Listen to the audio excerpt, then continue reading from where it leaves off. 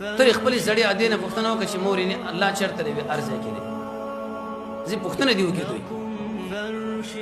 الله له مخله ودریګو ار شړې د خپل مور نه نه پښتنه وکړي به بچي ارزه کړي مستا مذهب قبول شوی دی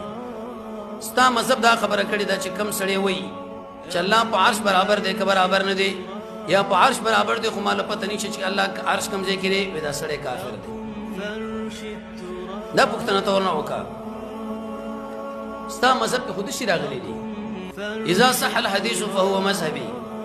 امام ابو حنیفه رحمۃ اللہ علیہ فرمایي چې صحیح حدیث تعالی ورشو دا اسما مذهب دی نو مذهب ته نه منې کومګې نه منو ستا مذهب کې خدا ویل دی عین العلم کې ولال قاری چې په ورځ قیامت د حنفیت پښتنه د شافعیت پښتنه د مالکیت پښتنه د حنبلیت پښتنه نه کیږي د عمل بالحديث چې په حدیث څومره عمل کړی دی به وایي چې لم اتخذ فلانا خلیلا